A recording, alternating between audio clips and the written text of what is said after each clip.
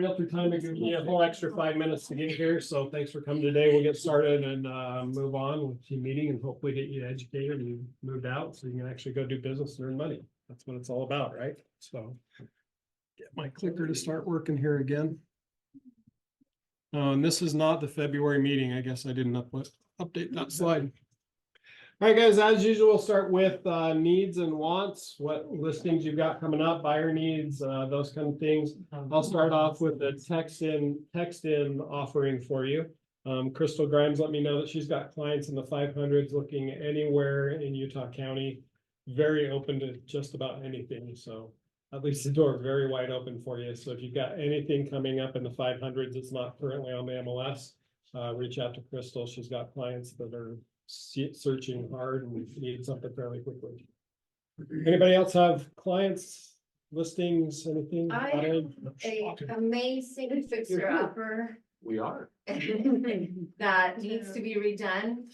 And it also has, the lot was big enough that they subdivided, well, but they started the subdivision and the investor that I have doesn't have enough money to finish it. So they're like in the middle of the process, but everything is done. They're like 95% done. So the price on the MLS is subject to your offers. So there is a little bit of cushion there, not tons. But it's a good opportunity. I think so anyways, because what you have on the lot, you can use it. Like if you sell the lot right away, you can, finish the flip and then just get the lot. No, the lot is not a flag lot. It actually has access from the back. And that the person that was doing the subdivision was contacted by other people because those lots are next to them they're all super long.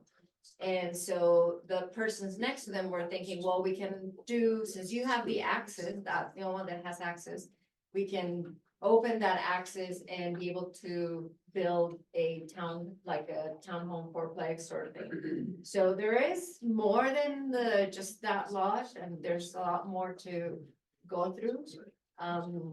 So yeah. Awesome. Check the MLS. What city again? What's what? What city again? What It's city? in Salt Lake. Yeah. Where's that? I know, I don't know. I'm still at 900 West. People who won't It's go across, 30, won't go across the point. 30 South 900 West, I think.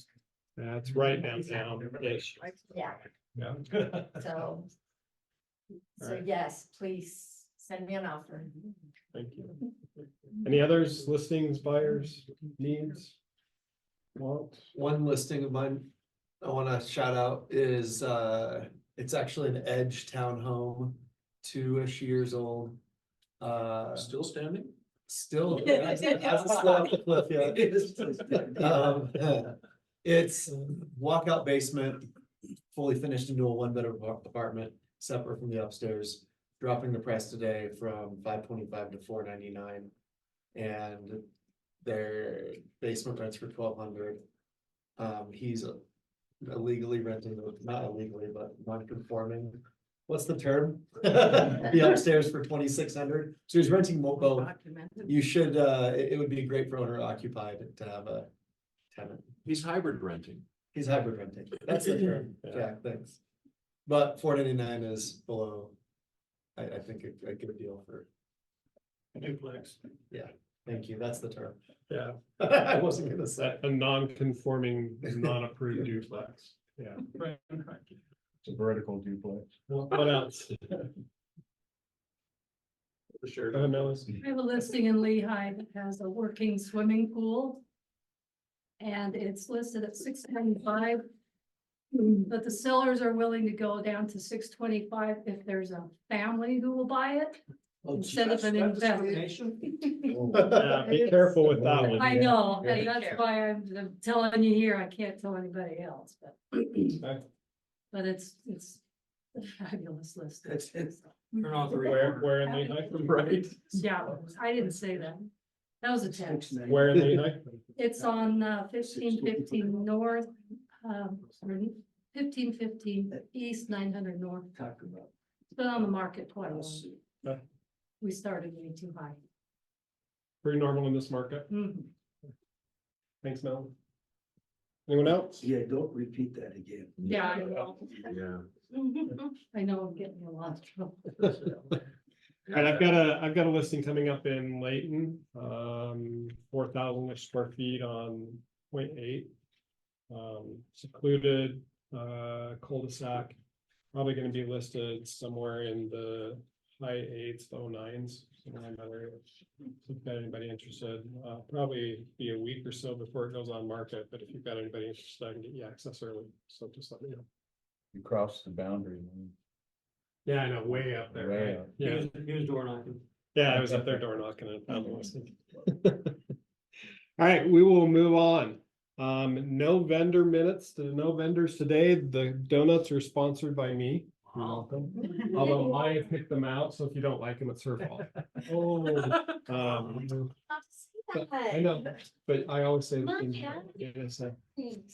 I want you to remind you that we've got Brenda Hansen as our various title rep.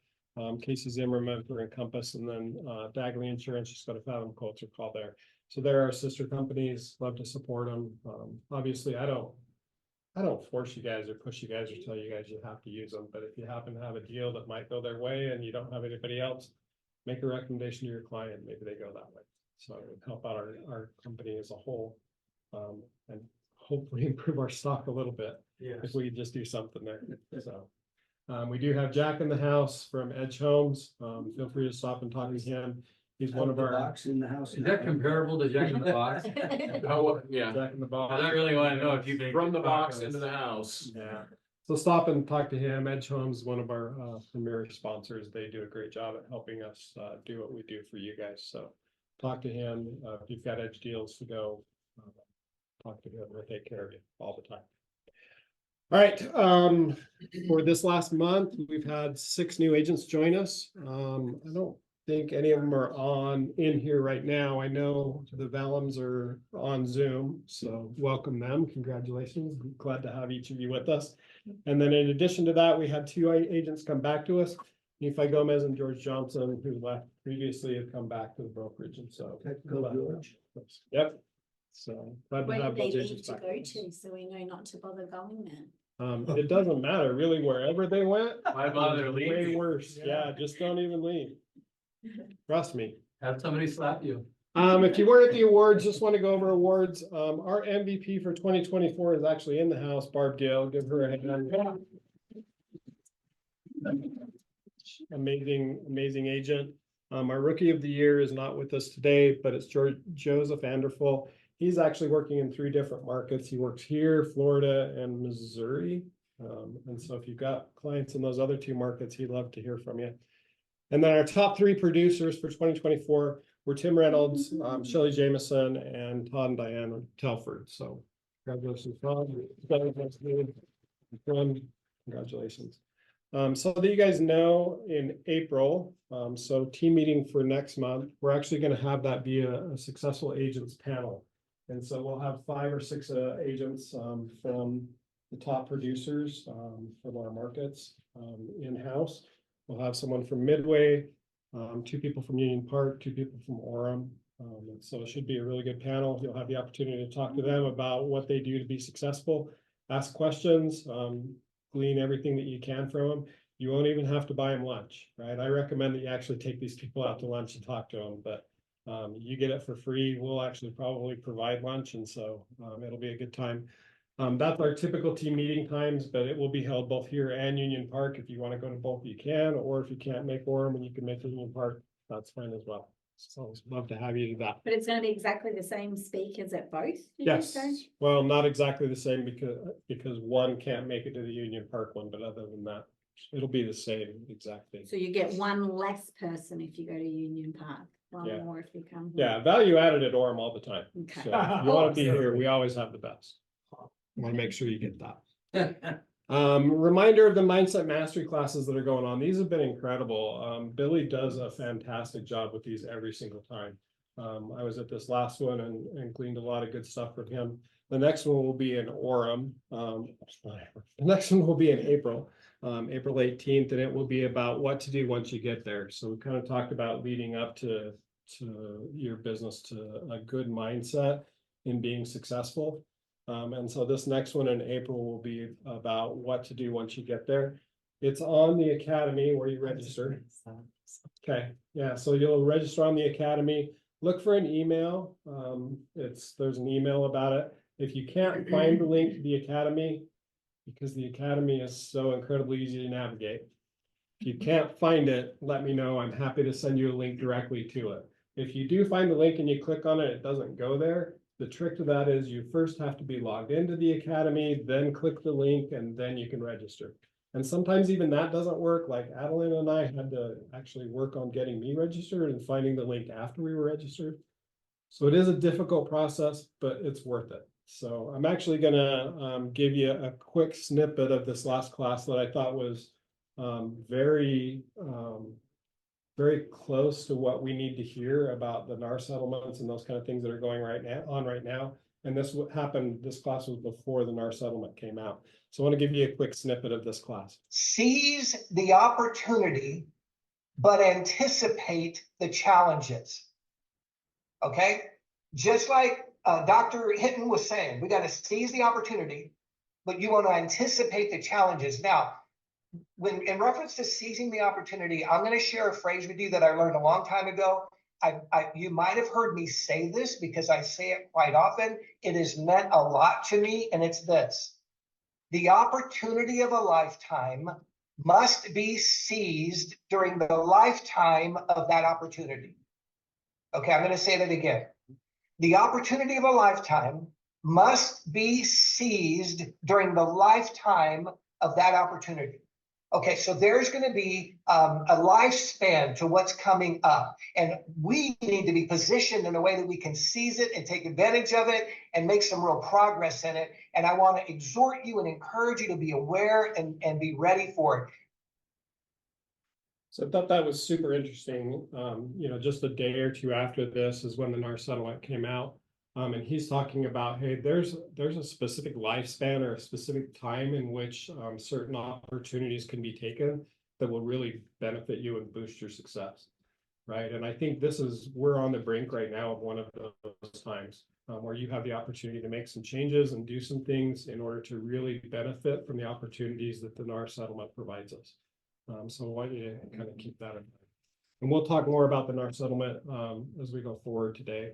And take questions and we'll talk about it and all that, but just wanted you to keep that in mind. Before we move on, I want to give Maya just a second. She wasn't in my slides because she told me not to put her there. Then she said, hey, I have something to talk to you about. So we'll turn the time over to Maya. Here. I am here, more than you. That's why you said it twice. I'm not working. Okay, so that back wall, I've been really bad at putting pictures up there.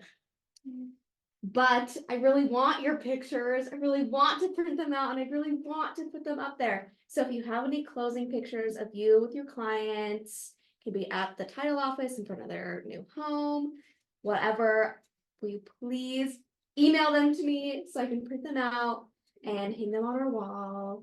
And that's it. Yay, Maya. Thanks, Maya. So if you guys all help, we really would like to cover all the walls in here with pictures of you and your clients and closings, kind of give some color and some added depth to this room. So if you have a closing, just take a minute and snap a picture. I'd love to add that to our wall. All right, let's talk about the NAR settlement. Let's go first through some of the myths that we're hearing, and Bill just actually added to this earlier today. So the first one is buyer's agent's commission is going away. Hear this all the time. Hear it in mainstream media all day long, right? Second one, and this was actually on KSL. Don just showed it to me, or sorry, Bill just showed it to me. House prices will fall as much as 10%. Homes will now be affordable again. It's amazing. Even if they drop 10%, then. Yeah. The seller cannot offer and cannot pay a BAC. And I'm going to continue to use BAC instead of BBC. I just think it's a better acronym. 6% commission will go away and commissions will come down dramatically, right? And there will be a significant restitution to consumers who were harmed by realtors. We hear all of this in the media today, right? And so we're going to talk about this. Hopefully what I go through today will answer these myths and give you some talking points to be able to talk around them with your clients. Before that, I want to give you snippets of what consumers are hearing from the mainstream media. I want you just to take a note or two, either mentally or on paper, about what you hear during these snippets. There's some amazing things, starting with our president, right? And some of the things that he said. So let's run this. Position last week, the National Association of Realtors agreed for the first time that Americans can negotiate lower commissions when they buy or sell their home.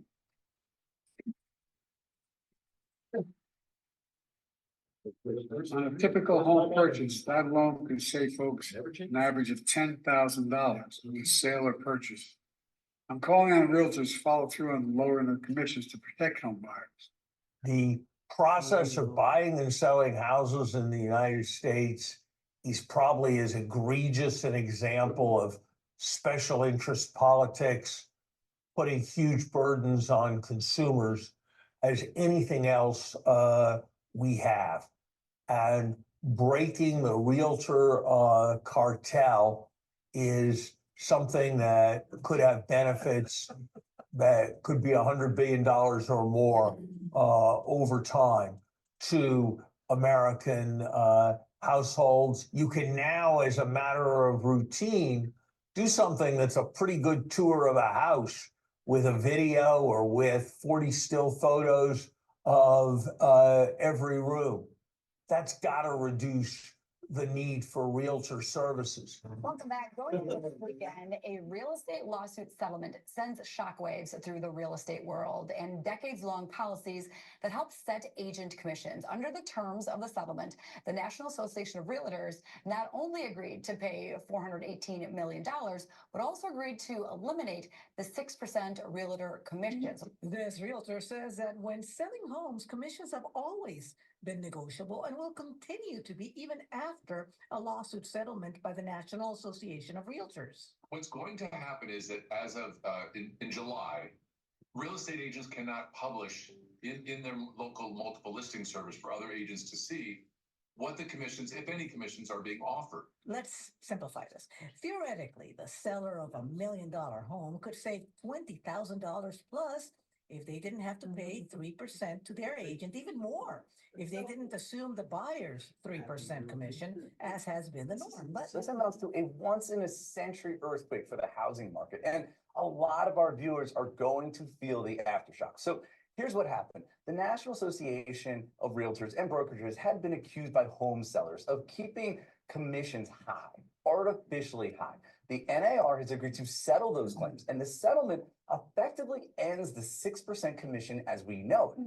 Now, this settlement really sets the stage for some big savings for home buyers and home sellers. And of course, this comes at a time when we know home buyers could really use that help, right? We have record high home prices. $379,000 is the median priced home as of January. That's up by 42% since before COVID. And what you don't realize is that you have to also account for real estate commissions. And when you factor that in at 6%, that really adds up. You're talking about $23,000 in real estate commissions, and that's baked into the price. So high commissions actually helps to contribute to high home prices. Let's stop. What did you get out of it? What were your favorite snippets? How stupid they are. Yeah. really bad. Cartel. Really dumb. Yeah, I love that we're a Yeah. cartel, a realtor Buzzword. cartel. Absolutely. We're love it. terrorists too. We're a cartel, we get 20%. It's all flat out lies, both of where we were and where we are. It's all flat out lies, suable. Mhm. Yeah. So I played this for my wife. I let her listen to it and I said, okay, so point out to me the things that are wrong. All right, this is my wife. I'm a real estate agent, right? She's like, I don't know. I didn't really hear anything wrong. What's going on with it? Right. That's the bad. That's the average consumer. right? The average consumer in the market, you've got the President of the United States, the former Secretary of Treasury, you've got news, talking heads, CNN guy. They are in a position to be believed, right? And so this is what you hear, this is what you're gonna be up against with the public. They believe 6%'s gone, we no longer pay that, house prices are coming down, right? All of these things, we're a cartel, you can now see 40 pictures and see a small video and know that you want to buy the house. We don't even need realtors anymore, right? All of that is what they're hearing on a daily basis from this suit. So let's go through what the actual settlement is. First, NAR has to eliminate and prohibit any requirement that an agent or sellers make offers of compensation. So you can no longer require that they make compensation offers to a buyer's agent. Didn't know that that was ever something that you had to do, other than up to $1, right? Right. NAR must eliminate and prohibit any requirement that those offers be blanket, unconditional, or unilateral. So you can see offers that vary depending on circumstances. BACs cannot be published on the MLS, nor can total commissions offered by the listing agent be published. So commissions in general cannot be on the MLS anymore. They won't be there. And when that says published, Yeah. now, because some people have said, I can put it here, I can put it there, as long as it's not on the MLS, but publish would indicate it can't be anywhere. Yeah, so I've heard some people say that you can't put it anywhere other than your own personal site, because the ruling does say that you're allowed to put it on your own personal listings, right? But I've heard others say, well, this ruling actually says you can't put it anywhere at all. So I think there's still something to be seen as to where that's gonna go. And I've heard, There's been a lot of talk about maybe you could do showing time, but then I read something the other day. Zillow, owns showing time. Right. And, So do a line, we don't even hardly use it time in our market anymore. yeah, but I talked to the MLS UtahRealEstate.com. Mhm. To the leaders of it. And they're not gonna eliminate showing time off of it, even though they're pushing online. the other thing, They've renewed their contract for showing time, so it's gonna be both on it. the other thing is that some people have said that, you would have a link in the listing, so it's not published on the listing itself, but will go to an outside site, and then I've heard that that will not be. Yeah, that's not allowed. You can't create, the MLS can't create anything that they know is also publishing those rates. So there's a lot to be seen around how this is gonna function. Will cooperation still be offered? Absolutely. Commission will still be there, right? It's just a matter of how we're gonna be able to communicate that. It may be as basic as, Just get a round sticker and it'll say 2%, 2.5%, or 3%, and that'll slap on the side of every listing. there you go. Right. So, And as a listing agent, you may be fielding calls from everybody who shows your listing to say, this is what the percentage is. We don't know yet, but compensation will still be offered. can you put in the agent remarks on the MLS? No. No. You're gonna have you to can- call. Oh, to say. You can call say listing call the agent? listing agent, sure. Listing agent. Yeah, and 4 if- questions. But if a buyer's agent doesn't know to call the listing agent, he really shouldn't be a buyer's agent. Yeah. Right. Good point. You can also put it like right in the contract, right? Like in an addendum. Yeah, so there's a brokerage payment addendum that allows you to circumvent some of this as far as how commissions are We paid. could say And that. there are other forms that are being created currently. Craig Wagner said they're working on. Yeah. Including it right in the rep sheet itself. Sorry, go back to that one. So MLS membership can't be conditioned upon offering a BAC on the listing. So you can still be a member of the MLS if you don't publish a BAC, because now you can't publish a BAC. Wow. Imagine that. Probably. The settlement continues that MLSs can't help non-MLSs such as aggregators publish offers of compensation. So they couldn't, for example, push listings to people that they know were just going to take those listings and then put that with a list of BACs offered and make a listing with both things. The MLS can't knowingly do that. The MLS still can offer IDX feeds, but they have to stop if they know the sites are using that way. And the brokerage sites can display all listings from an IDX feed for their own compensation for their own listings, but only for their own listings. Offers of compensation can be made off the MLS. And this one, again, like we talked about, we're still trying to interpret whether this one's true or not, but you may be able to use something like KSL or social media, flyers, put it on your sign, those kind of things. Sellers can agree to pay a compensation in the REPC. And so like we talked about the brokerage payment addendum, we've also got UAR working on new forms for us. We'll see how those go and what state laws need to change in order to make that work.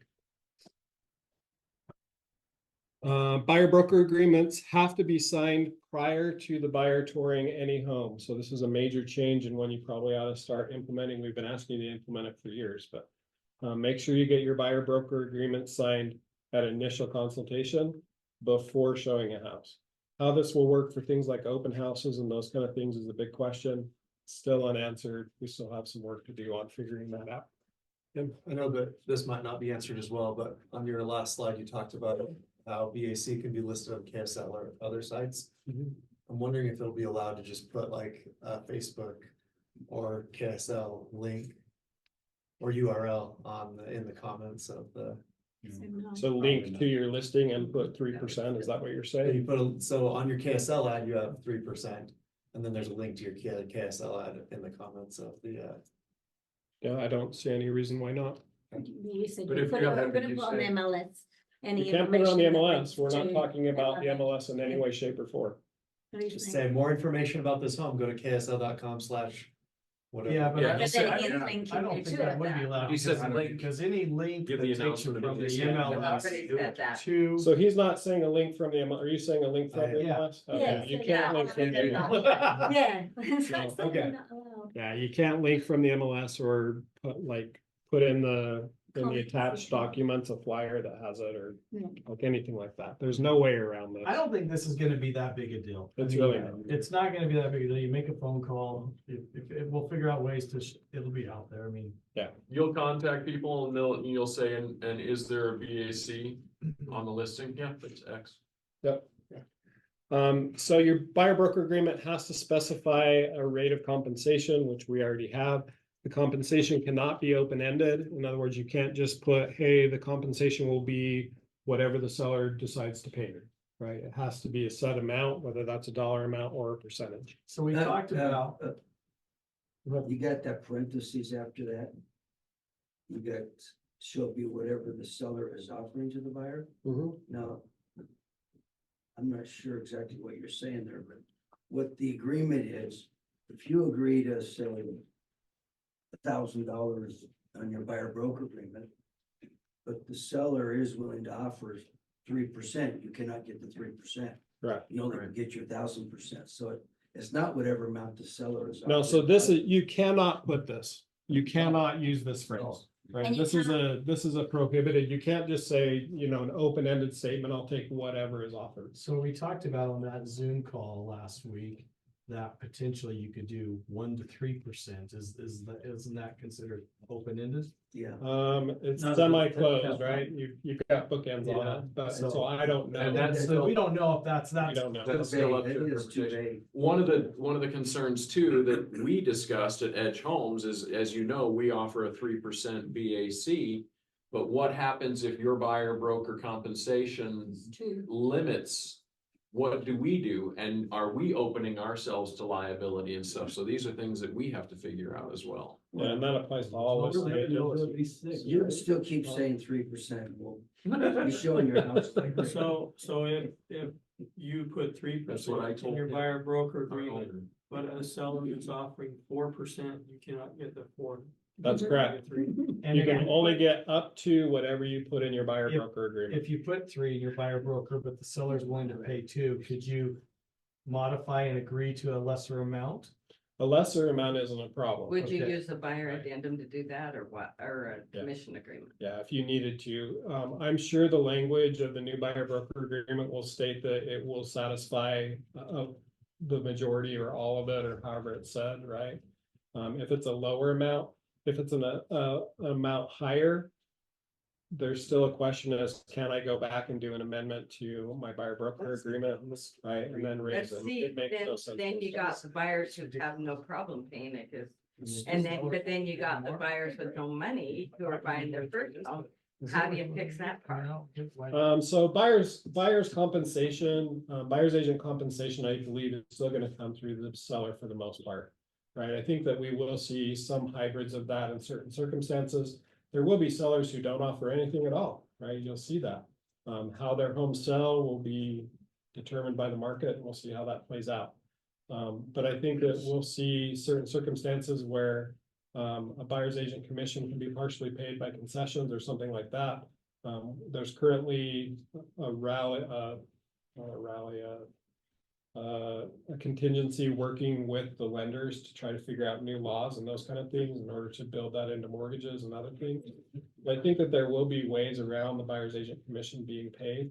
Right now, it's just an unknown, and it's gonna be probably July until we figure out for sure where we're at with it. But if we all stick together as a cabal or a cartel. As a cartel. we should be okay. Exactly. Yeah, we can go to the bottom together, right?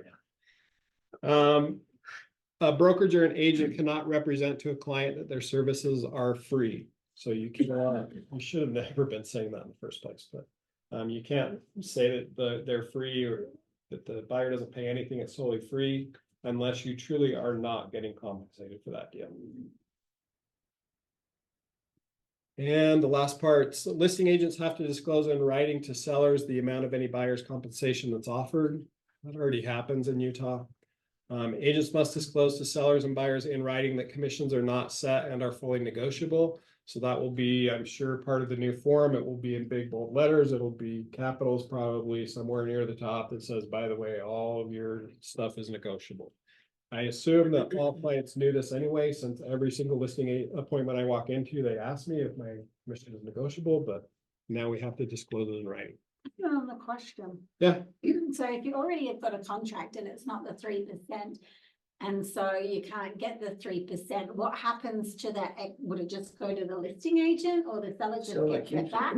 Yeah, so It But if goes, the listing agent's negotiated 6, but then the buyer's only gonna get the extra 2.5. goes to your broker. No. It will go back to the seller. You think I'd go to the, would it go to the listing agent? It's negotiable. No, because the way it's gonna be split, right? Oh, I also think it's important that we need to stop talking that we negotiate 6%. We are now negotiating listing commissions, and then you will negotiate a BAC commission. So we don't lump it There's together two. anymore. They're two separate commissions. They're decoupled. That's the biggest thing that they wanted out of this whole settlement, was they wanted the commissions to be decoupled, to have seller commissions and buyer commissions. So I guess my question is really on the listing side, since I don't deal with buyers as much. What would be the best way to word that on the listing side, going through, like a listing presentation or whatever? As far as what you tell your seller about a buyer's agent So commission? typically it would be like, I charge 6%. 3 of that typically goes to the buyers, to co-op with the buyer's agent to, bring in as many eyeballs as possible. How would that wording now change from the listing side, not the buyer side, Sure. the listing side? Yeah, from the listing side, it's very easy. You're now just stating, I charge 3% for my listing services. We'll talk about a 6% commission, although it can be negotiated. But I charge a 3% commission, right? In addition to that, you make 4% or 2%, whatever you charge. This is what I charge as a listing agent. If you would like additional help from the 19,000 agents in the valley to help sell your home, there's a buyer's agent commission that can be offered. I would recommend that X% be offered to them. The more that you offer, the better chance you're gonna have to get eyeballs on them. So it's just decoupling that. This is mine, this is theirs. How much would you like to offer them? So rather than saying I charge 6%, you're gonna say. I charge 3%. 3%, and then. Now there's How much do you want to pay for a buyer's agent? Yeah. And definitely avoid, the standard is. Yeah, or I'm required to charge. None of those work. Sorry, let me go back to that. Agents and MLSs cannot filter out what listings are sent to clients based on the level of compensation offered. And this is nothing new, but just know you can't not send listings to your clients just because they're not offering a BAC. And if you have a home, you know that it fits them, you send it to them. Hopefully you've had that discussion in your buyer's consultation where buyers understand if there's not a buyer's agent commission offered, this is how that's dealt with. Yeah. Right. But I think, wouldn't it be, when you're working with your buyer. You know, they need to know if we're looking at a house, if they're gonna have to pay the fee or not. 100%. And- Yeah. And I would think that the buyer may be the one that does the filtering, Oh, of yeah. what they wanna look at. Yeah, so that's what I'm saying. In your buyer's agent consultation or in your buyer's consultation, right? You're gonna sit down with them, you're gonna say, here's how buyer's commissions work, here's how I get paid. As part of that, the seller may offer a commission. If they're offering up to 2%, then I'm happy. There's nothing that we need to discuss. You won't have to pay anything, but I will be paid directly from them, right? If it's less than 2%, then you may need to come in with some additional cash. So I'll let you know about all listings that I send you.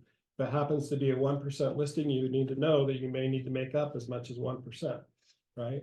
And then when I send them a listing that's at 1%, it's very likely that they say, you know what, I really can't afford that. Maybe you should just not send me listings at 1%.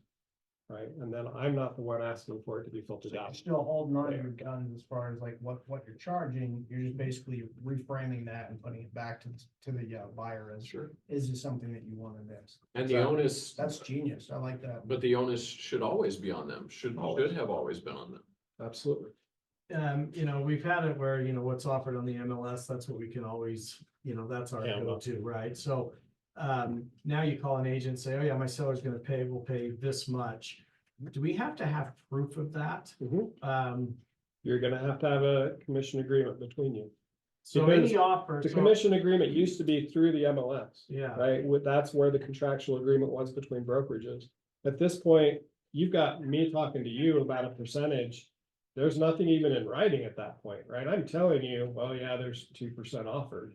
And let's just say a seller said, I'll pay 3%, but in their mind, they're selling their home for 500,000 and they're pay 3% if they get 500,000. Now the offer, and then you advertise, an agent calls, yes, my seller's gonna pay a 3%, but now the offer is 475. At the time of the offer, can a seller then change that and say, They I'm only always- paying 1% now? They always, they could do that now even. Yeah. Well, not really. If what was on the BAC was on the B was what you got paid. Right. Oh, yeah. Yeah. They VAC, agree with that, you know? yeah,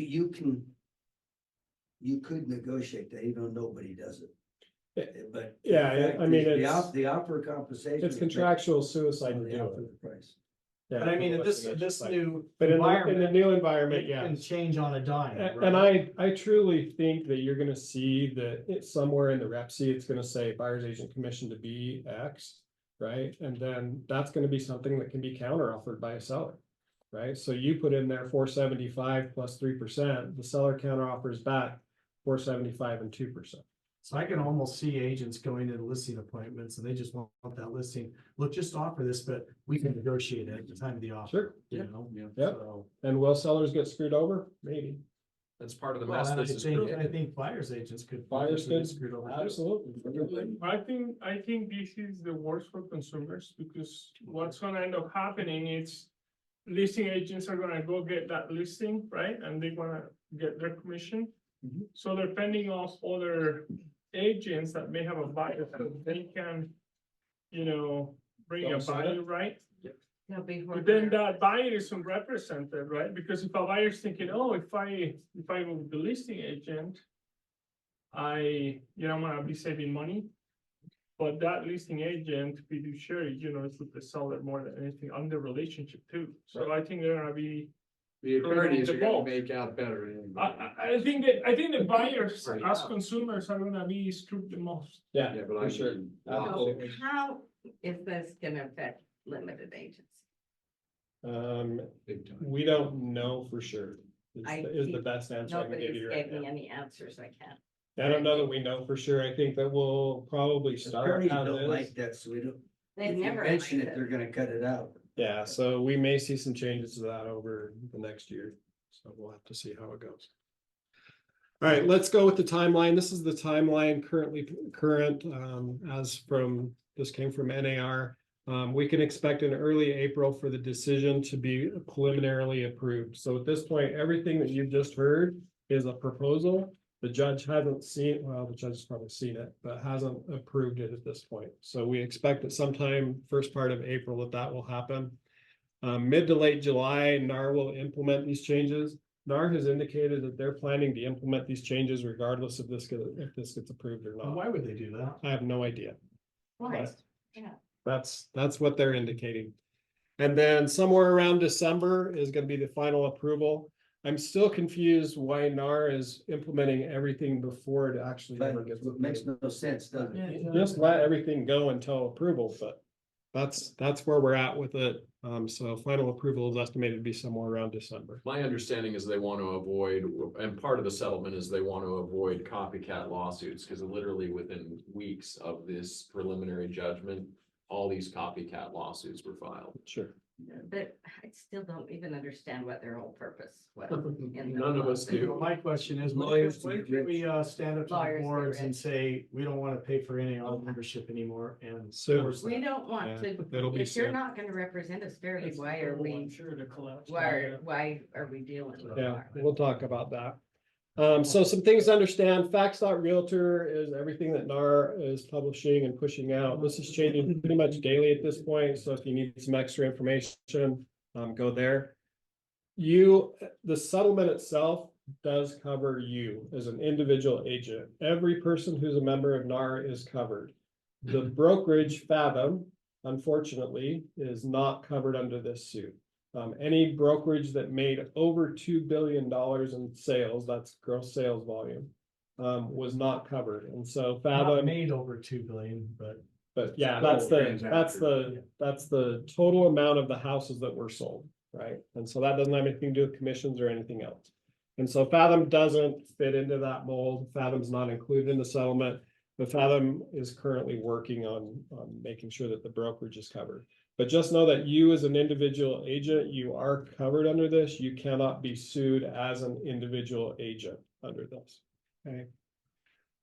Consumers as a class will likely get restitution of less than $100 each. I heard $10. I've heard as low as $10. But how much do Yeah. the attorneys make? That's The the. attorneys Yeah. will collect about $80 million in fees. Minimum. maybe Yeah, but more. you said it was a myth that the clients were gonna get significant compensation. Well, if you consider $10 significant, then you and I should talk. You know, There are more questions than answers at this point. Go ahead, Kay.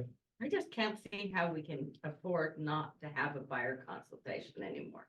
No, you've got to have a buyer consultation. Before we even start ever. 100%. And You can't even show if them a you house want, exactly. And I think No, that this we was can't do anything. was brought up, that what we're probably gonna actually begin seeing is, I bet you, and I could be wrong, but I bet you 75% of buyer broker agreements are to a home, no longer a blanket Utah County. Yep, you'll see a lot of Yeah. single property buyer broker Yeah. agreements. Oh, no. It was interesting that none of this settlement even saw even embers of growth until the current administration and DOJ got involved. Yeah. I find that interesting. I don't. We've already talked about this, but Fathom, UAR, your local associations, they're all working already, trying to get everything sorted out. Again, we've got more questions than answers, but we'll slowly get more answers than questions, so it will be worked out. This does leave the door open still. The DOJ, FTC, state attorney generals could still sue NAR and or any realtor member or brokerage. So that's still open. And many of these changes. Yeah, and many of these changes, we already know that a lot of these things that they call changes are already in effect with Utah. For example, buyer broker agreements, I think it's 32 states. You remember the number that don't have buyer broker agreements? Oh. I know it's that way, but. Yeah, it's like 30 some odd states that Crazy. don't even have a buyer broker agreement at all. But Right, we've and had so- for like- Yeah. I know, yeah, so Utah's way ahead on a lot of this, right? So you won't see as many changes as some other realtors do see. So Jeff. You said, how, was it before the MLS for negotiating commission? You'll have to talk to Bill. That's But before my, would you just call the other agent and say, hey, Oh, no. before the The MLS. MLS, it was in the MLS too. oh, yeah. We had an agreement through the MLS that we'd be paid. And there was no playing around. Commissions were No. 3% all the time. all the And time? everybody represented the seller. There was no unrepresented buyers because they're all non-represented buyers. And they never asked for your commission. I did root sales for Circle Picks that ultimately became now Inside Real Estate. And I would go to states, I'll give you just one example. In New Jersey, both sides of every single transaction, the contract had to be drafted by and then negotiated by attorneys on both sides. Yeah, there's different states that are that way. Yep. Yeah, It there was an absolute absurd free for all. You do an LOI in some of those states. Yeah. And then they write the contract. Yep.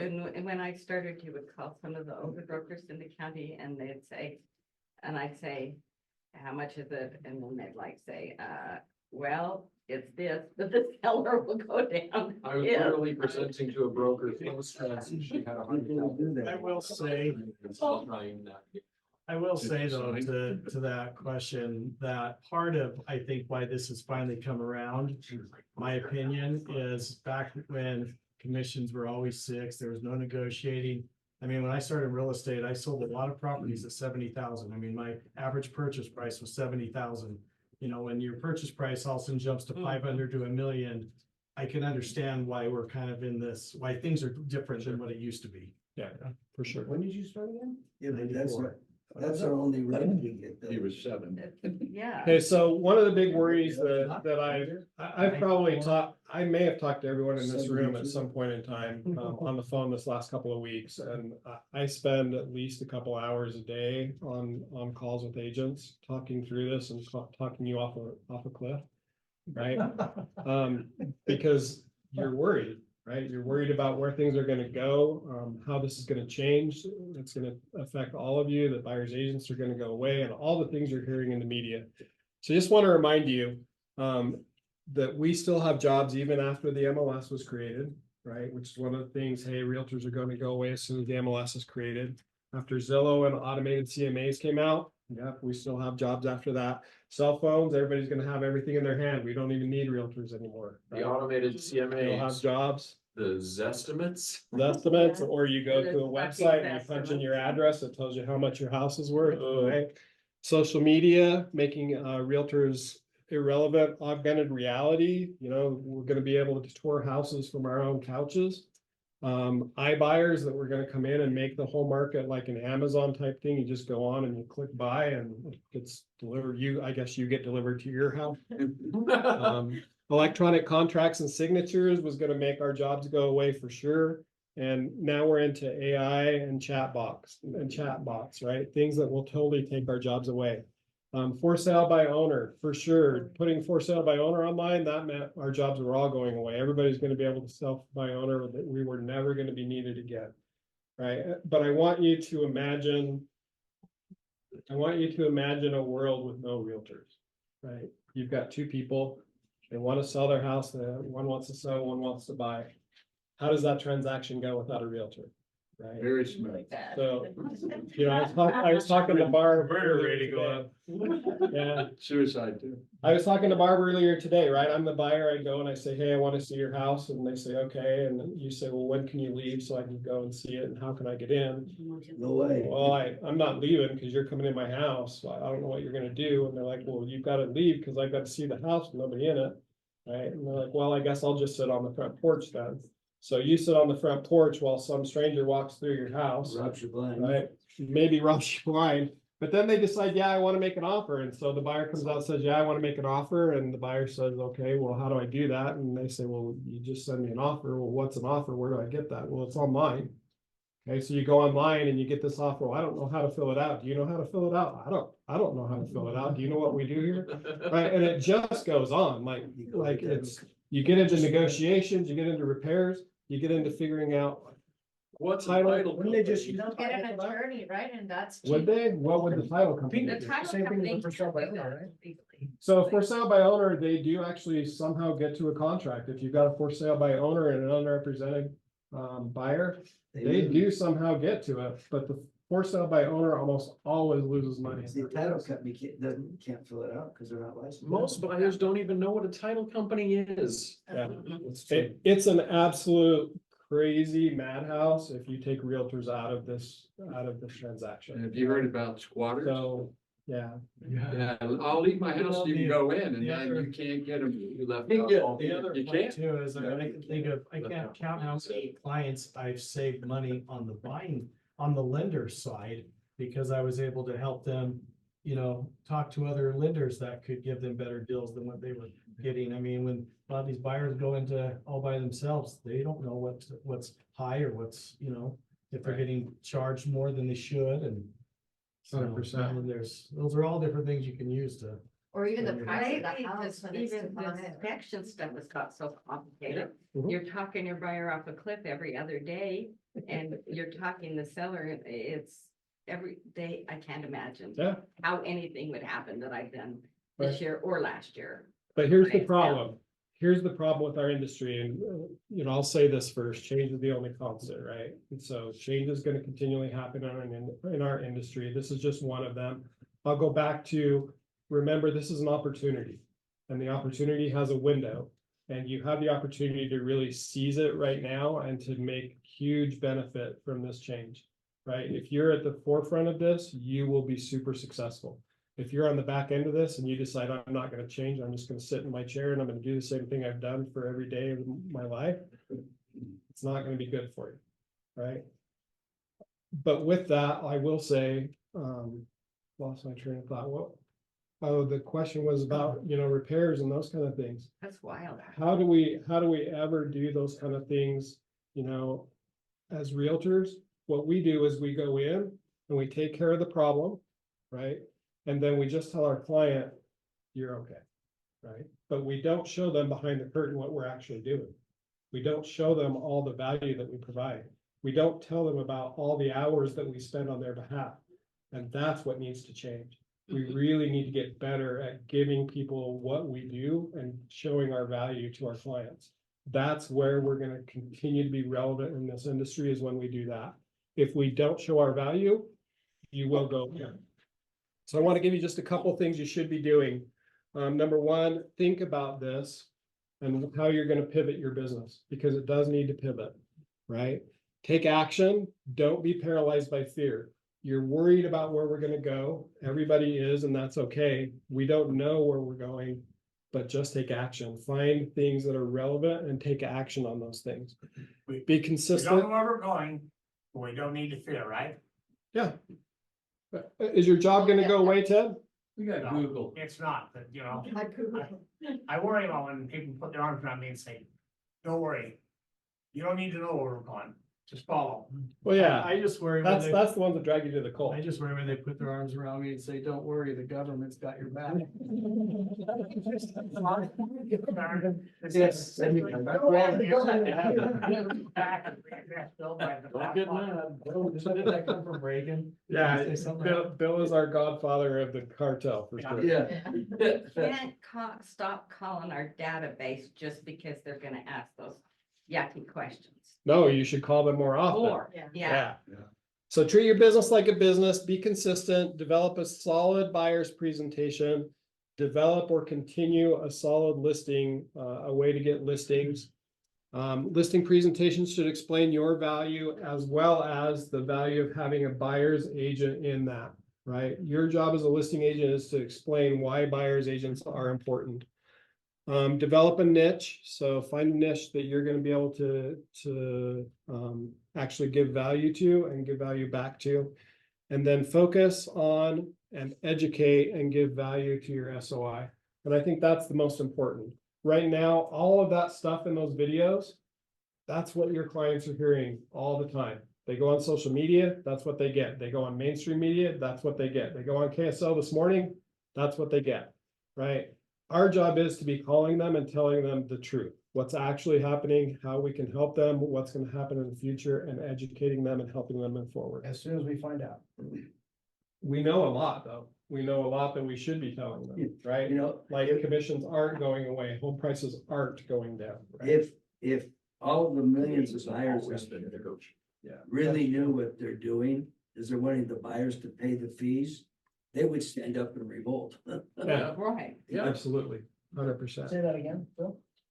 If the buyers actually understood what's Good. going on with commissions and fees and all of that, they would be revolting against this settlement more than we are. Yeah. Agreed. So get educated, educate yourself, stay educated on this. Let me give you a couple of ways. Number one, there is tomorrow at 11 a.m. our time, 9 a.m. our time.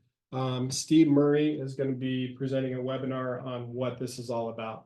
If you don't know who Steve Murray is, he's been in the business 44 decades plus, 45 years, I believe. How old is he? like 18. Oh. He started Real Trends, was one of the co-founders of Real Trends. He's done over 800 transactions, $12 billion is his estimated value. He's one of the board members for Fathom Realty currently, an amazing mind in real estate. And so this is going to be super valuable for you. Look in your email for this registration link and go to this webinar tomorrow morning, 9 o'clock. If you can't find it for some reason, let me know. I'm happy to send you the link. And then we had held kind of the same thing that I just went through on a Zoom last week. Don lost the recording to that, and so we're going to do it again, part 2. So this next Wednesday, we'll do it again with even more information that we know. So that link will be Fathom Orem. I'll run the Zoom this time.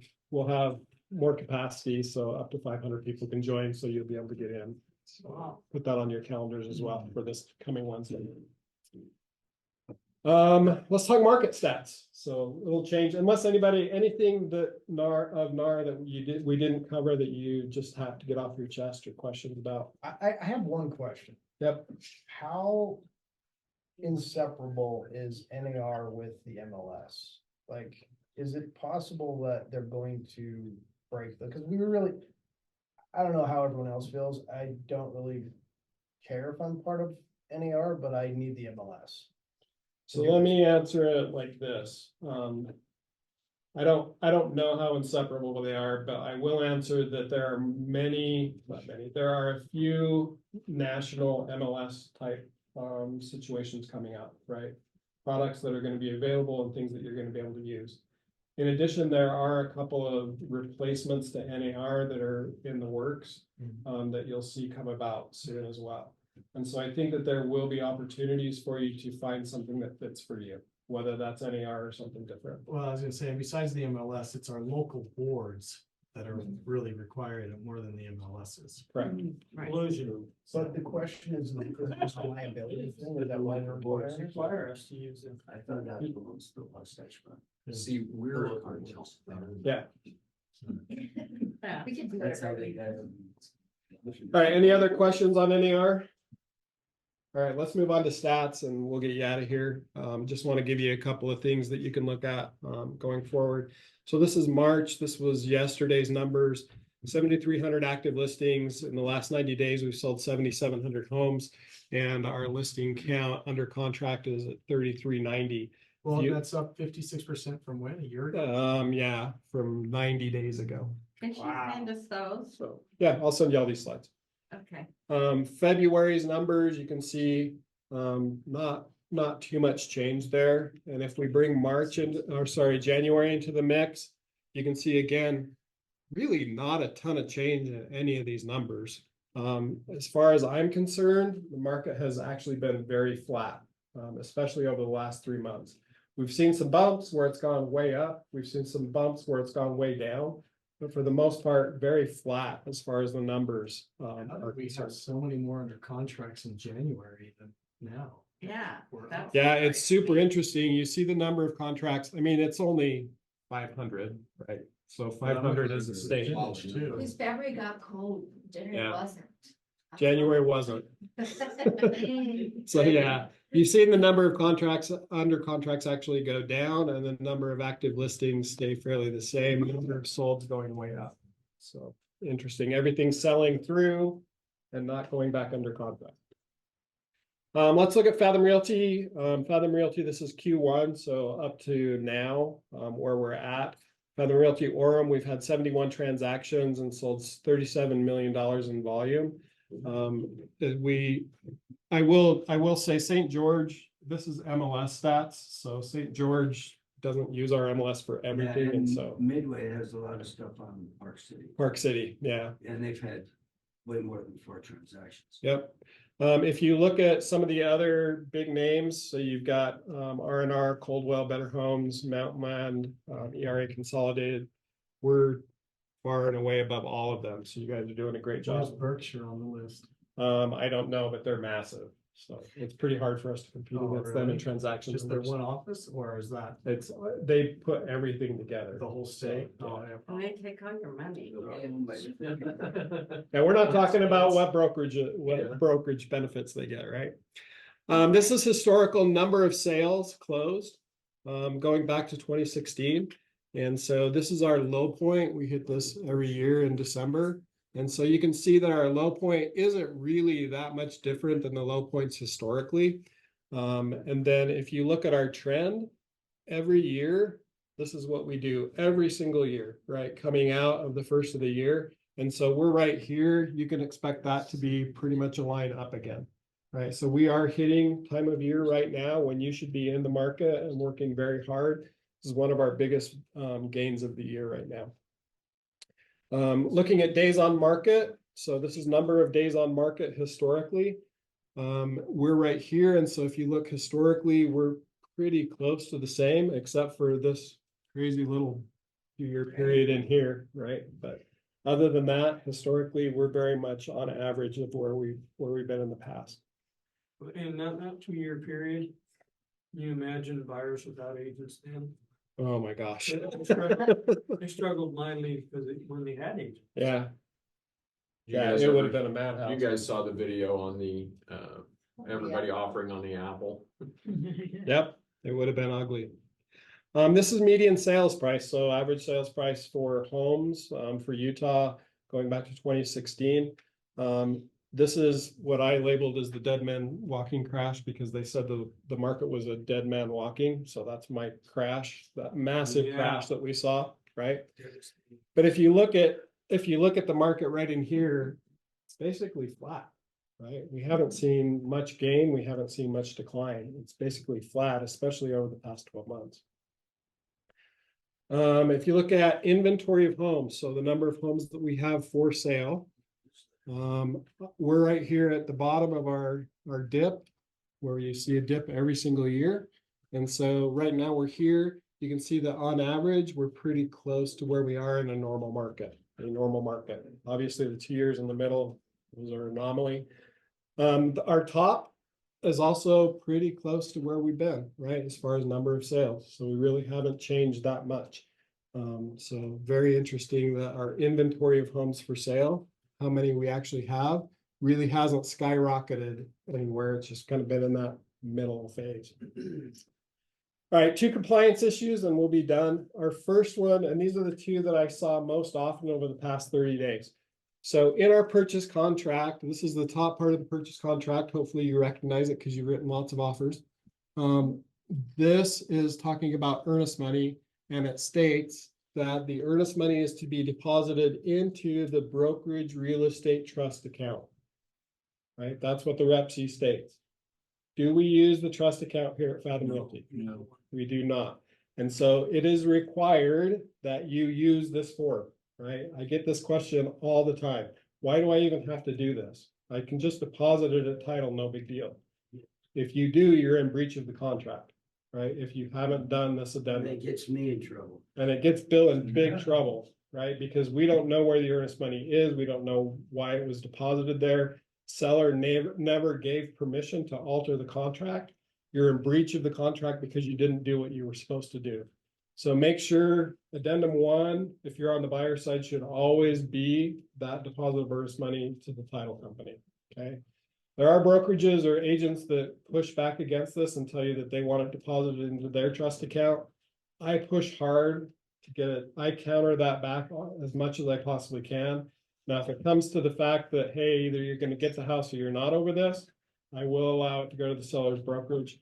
But I do work really hard to make sure that it's protected as much as possible by getting it into a title trust account instead of into the seller's brokerage account. FYI, Edge does the same. It's deposited into a title company, Trident Title.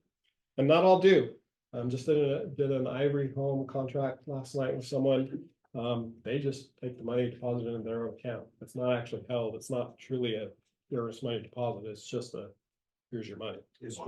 But they made you use their form though. Of course, it's buyers. I have a question Or because I'm builders. still kind of new. Instead of just like saying to put down 1%, why not just get buyers to put down 3%? Because it's so easy for them to get it back. But if the seller withdraws and then they have to match it, well then woohoo, well they're not going to pull out. So why not put down more?